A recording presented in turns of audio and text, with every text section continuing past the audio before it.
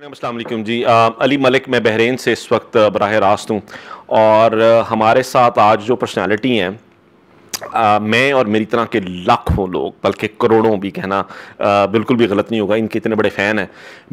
مجھے کوئی قباحت محسوس نہیں ہوتی یہ کہتے ہوئے کہ میری زندگی کی خواہشوں میں سے ایک خواہش تھی کہ میں ان سے ملوں, اور یہ جو میری فیلنگز ہیں جو میں ابھی ان کا انٹرویو کرنے جا رہا ہوں وہ انہی کی زبانی انبیانیبل ہے. اور یہ جو میں نے بات کہہ دی ہے اس سے آپ کو یقیناً اندازہ ہو گیا ہوگا کہ اس وقت میرے ساتھ کون ہے. ایک بہت بڑے شاعر تو ہیں ہی, ایک بہت بڑے ادیب تو ہیں ہی, لیکن جب آپ ان کی دوسری باتیں سنیں ادب سے ہٹ کر شاعری سے ہٹ کر تو وہ شاعری سے بھی کہیں زیادہ لطف دیتی ہیں.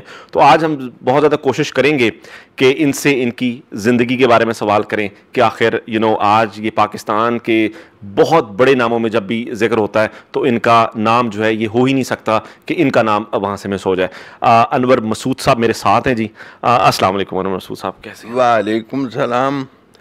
علی ملک صاحب, آپ نے میرا تعارف بڑا ہی روغنی کرا دیا ہے. تو مجھے کوئی دعویٰ نہیں, انور کی کوئی اپنی فضیلت نہیں, واللہ اللہ کا احسان ہے, فقیروں کی دعا ہے. میں نے تو جو کچھ کیا ہے وہ مختصر طور پر یہ عرض کروں کہ میں نے لوگوں کے ہونٹوں سے باتیں لے کے ان کے کانوں کو واپس کر دینے کی کوشش کی ہے. اصل میں میرے تجربات عمومی ہیں. میں نے عوام کو بہت قریب سے دیکھا ہے, بلکہ مجھ پر گزری ہے ان کی حالتیں, ان کے دکھ, ان کے سکھ, وہ میں نے بہت قریب سے دیکھے ہیں. انور صاحب یہی بات میں کرنا چاہ رہا تھا کہ کیسے کیریئر سٹارٹ ہوا, کس وقت ہوا, کیسے آپ نے جو ہے وہ تدریس کے شعبے سے آپ منسلک ہوئے, اور یہ تمام چیزیں میں چاہتا ہوں کہ آپ پلیز آپ کی زبانی لوگ. اصل میں اس میں بہت سی چیزیں ہوتی ہیں جو شامل ہوتی ہیں اور جن کا بعد میں پتہ چلتا ہے. اصل میں میری بہت بڑی خوش نصیبی ہے کہ میرے جینز میں یہ تھا لٹریچر, ادب. میری نانی بھی شاعرہ تھی, کرم بی بی ان کا نام تھا, عاجز ان کا تخلص تھا, اور ان کی کتاب ان کا کوئی شعر تو سنائیے. ان کا ایک شعر اکثر وہ پڑھا کرتی تھیں, جد گل وچ کفنی پاویں گی مڑ کیڑی ذات کہاویں گی. یہ اکثر وہ گنگنا کے میرے اندر ایک بات جو ان کی طرف سے آئی یہ ہے کہ میں بھی شعر گنگنا کے لکھتا ہوں, اور وہ بھی گنگنا کے لکھتے تھے. اور ان کی کتاب کا نام ہے گل و گلزار. اچھا. اور وہ چھپ چکی ہے, اور اس میں ان کی زندگی میں الطاف پرواز صاحب نے اس کا دیباچہ لکھا, اور اس میں نعتیں ہیں, منقبت ہے, یا اپنے عزیزوں کو جو خط لکھتی تھیں وہ شعر میں لکھتی تھی. اچھا. یہ پرانی روایت ہماری چٹھیوں کی ہے, اس پر انہوں نے عمل کیا ہے, اور بڑی نیک خاتون, ولی اللہ سمجھ لیں. اور پھر دوسرے یہ تو ننہال کی بات ہے, اور ددھیال کی بات یہ ہے کہ میرے تایا جی بھی بہت اچھے شاعر تھے, اردو کے, پنجابی کے, فارسی کے, تینوں زبانوں میں لکھتے تھے, اور ان کی بھی تربیت مجھے حاصل رہی ہے. پھر میرے جب یعنی نوجوانی کا عالم تھا تو گجرات میں پیدا ہوا. آپ کو ایک دلچسپ بات بتاؤں کہ جس محلے میں میں پیدا ہوا وہاں بہت بڑے شاعر تھے. ایک پیر فضل, پتہ نہیں آپ نے نام سنا, گجراتی. پھر استاد مامدین اسی محلے کے تھے, اور پھر عنایت حسین بھٹی بھی اسی گلی میں رہتے تھے, اور پاکستان کی ایک معروف اداکارہ سبیحہ خانم, یعنی کہ اس گلی سے آگے اور پیچھے کوئی بھی نہیں تھا, اسی محلے میں رہتے تھے. اور اللہ نے مجھے بھی اسی علاقے میں پیدا کیا. تو بہرحال یہ ہے کہ اسباب بنتے ہیں، اللہ تعالیٰ اسباب بناتا ہے. میری والدہ کو شعر سے، ادب سے بہت دلچسپی تھی. ایک دن مجھ سے کہنے لگی کہ تو آج پھوپھی دے گھر گیا سا. میں کہ تانوں کنے دسیا؟ کہنے لگے یہ جڑا لفظ بولیا یہ انہوں نے گھر بولیا جا. یعنی وہ اتنی لفظ شناس تھی. تو آج یہی بحران ہے کہ لفظ سے لوگوں کی واقفیت نہیں رہی. انور مسعود صاحب، انور مسعود نے اپنی زندگی میں کون سے ایسے مسائل کا سامنا کرنا پڑا جب تک کہ وہ ایک انور مسعود پوری دنیا میں یا پورے پاکستان میں چلیں، پہلے تو ہوا پھر دنیا میں ہوا، تو وہ کون سی چیزیں تھیں جس سے آپ مطلب اس زمانے میں گو تھرو ہوئے؟ یہ میں بہت سوال تھا جو میں ہمیشہ سے آپ سے کرنا چاہتا تھا. اصل میں میرے والد صاحب جو تھے، اللہ غنی کے رحمت کرے، وہ کچھ مجذوب سے تھے. گھر کے تعلق سے، مسائل سے انہیں کوئی دلچسپی نہیں تھی. تو وہ بڑے مجذوب تھے، لہذا بہت ہی بچپن میں گھر والوں کی، بہنوں کی، بھائیوں کے ساری ذمہ داریاں مجھ پہ آ گئیں، اور میں ساتھ پڑھتا بھی رہا اور ساتھ ساتھ وہ مسائل جو تھے ان سے بھی نبردآزما رہا. تو بہرحال وہ میرا زمانہ کوئی آسودگی کا زمانہ نہیں تھا، بلکہ اتنے دکھ دیکھے ہیں کہ ایک شعر یاد آتا ہے، میں اپنے شعر سے ڈر جاتا ہوں. جی کب تک لیے پھروں گا یوں ہی قتل گاہ میں، زخموں کے انتظار میں دکھتا ہوا بدن. یہ میرے اس زمانے کی. لیکن میں نے یہ ہے، میرا تعلق اس فیملی سے ہے جو پنکھے بنانے والے ہیں گجرات کے، جنہیں علم سے کوئی دلچسپی نہیں تھی. ہاں جی، میں نے ایم اے میں ٹاپ کیا اور میں نے اپنا مجھے گولڈ میڈل ملا. تو ہمارے جو بزرگ تھے، ایسے فین سنا ہوگا سلطان علی، ان کو میں نے بتایا، میں نے کہا بزرگ ہیں خوش ہوں گے. تو وہ لے کے میرا میڈل دیکھ کے تو کہنے لگے تولا کو ہوئے گا. یعنی ان کے نزدیک علم کی کوئی لڑکیاں تو ایک طرف، لڑکوں کے پڑھانے میں بھی حق میں نہیں، جس کا نتیجہ بہت برا نکلا. لیکن یہ ہے کہ مجھے ایک علم کی لٹک لگ گئی تھی. میں نے کہا جو ایک دفعہ یہیں بحرین کی بھرتی کھلی وہاں، تو میں انٹرویو دینے کے لیے گیا میٹرک کرنے کے بعد کہ میں کچھ کمانے کے لیے. تو وہ جب انٹرویو کا دن آیا تو میں نے والد صاحب سے کہہ دیا میں نہیں انٹرویو دینا، میں نے پڑھنا ہے. تو شکر ہے میری توجہ رہی، اور میری یہ علی صاحب یہ بڑی خوش نصیبی ہے کہ مجھے استاد بڑے اچھے ملے، اتنے لائق، اتنے شفیق، اور انہوں نے میری اتنی حوصلہ افزائی کی. میں پہلے میڈیکل کا اسٹوڈنٹ تھا.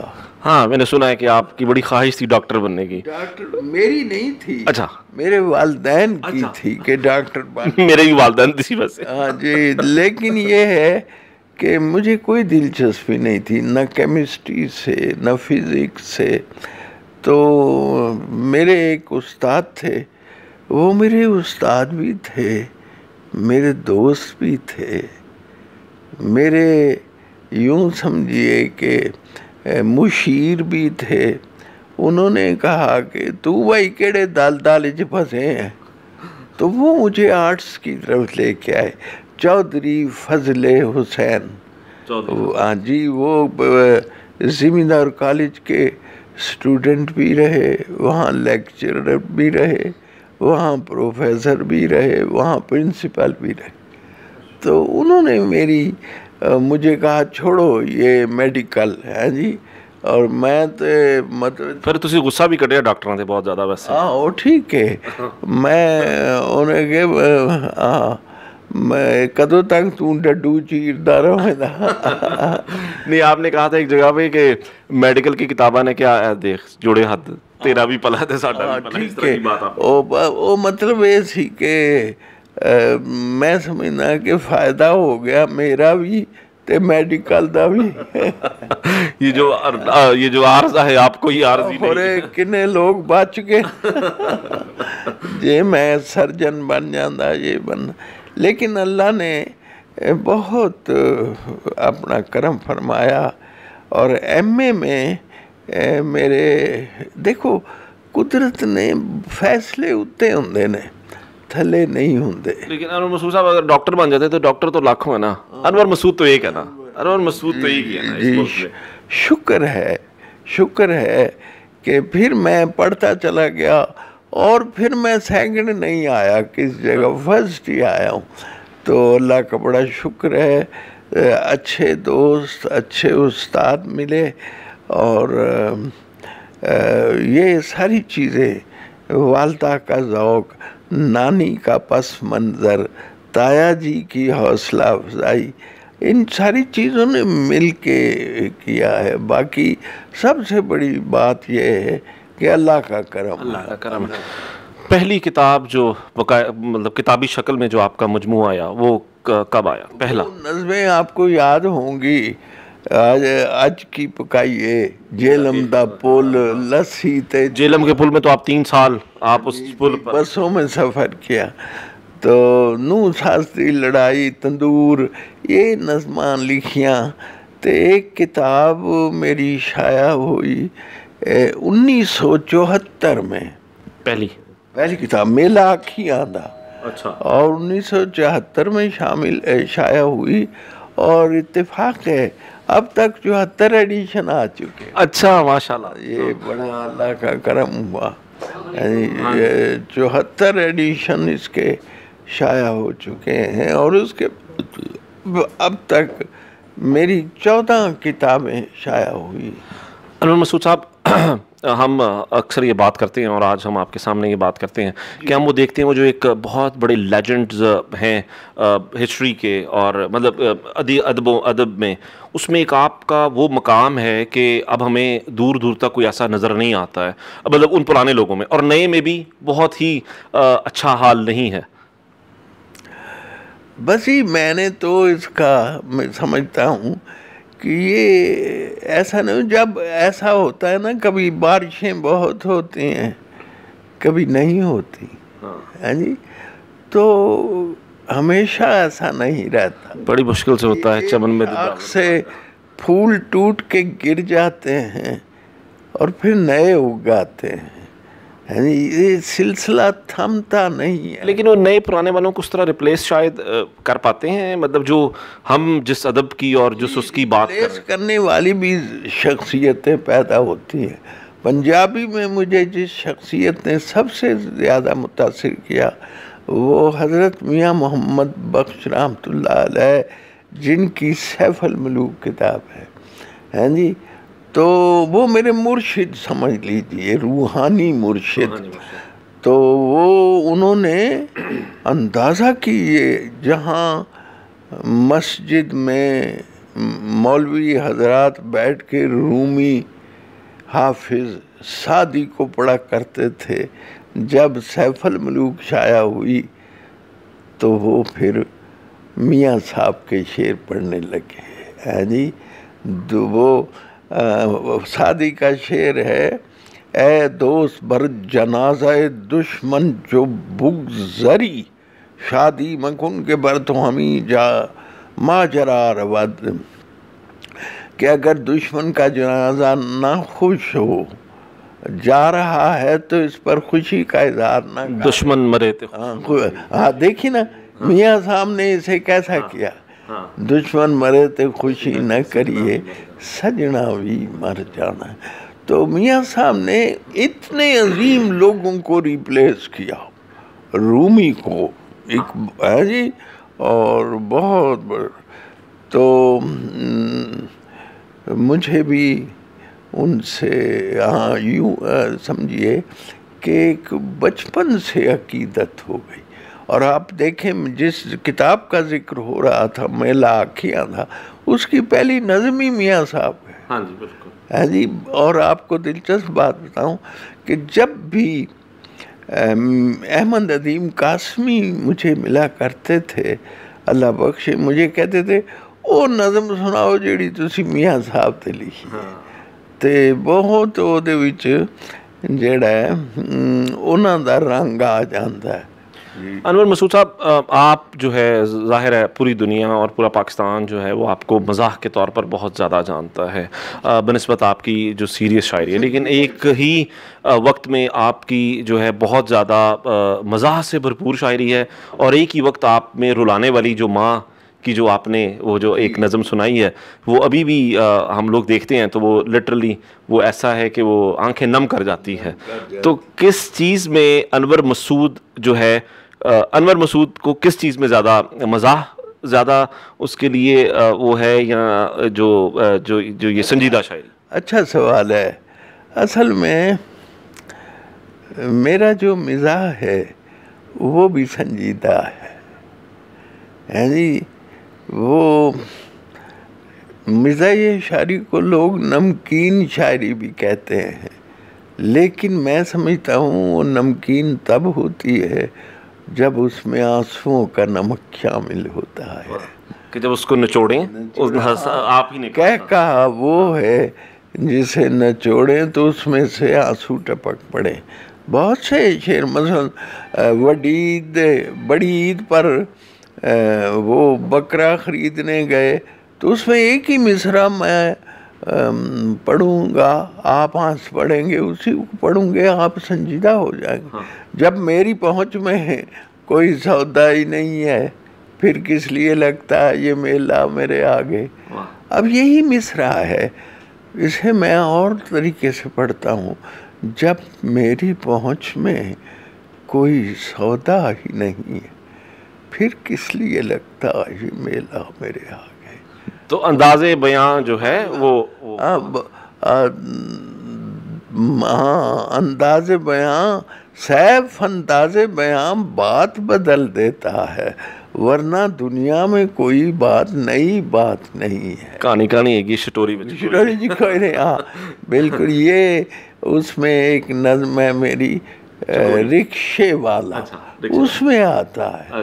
ہاں چکوری فلم کے بارے میں ہاں یہ بات. ہاں ویکھی چکوری چھی میں وہ کہندا میں تیری ویکھی ہے جی گل کسے کیتی سی پئی نویں تازی گل تے چکوری وچ کوئی نہیں، کہانی ہے جی اسٹوری وچ کوئی نہیں. تو یہ اس میں آئی ہے. یہ اصل میں میرا کنٹریبیوشن علی صاحب یہ ہے کہ میں نے لوگوں کے ہونٹوں سے باتیں لے کے ان کو کانوں کو واپس کرنے کی ایک کوشش کی ہے، خاکسارانہ. بس یہ ہے. چلیں ہم اب اختتام تک جا رہے ہیں کیونکہ آپ کی طبیعت بھی تھوڑی ناساز ہے. آپ کا بہت بہت شکریہ کہ آپ نے ہمیں وقت دیا، لیکن بڑا مشکل سوال ہے ظاہر ہے یہ، وہ اس وجہ سے کہ ایک شاعر کے لیے اس کی تمام شاعری جو ہے وہ بہت عزیز ہوتی ہے.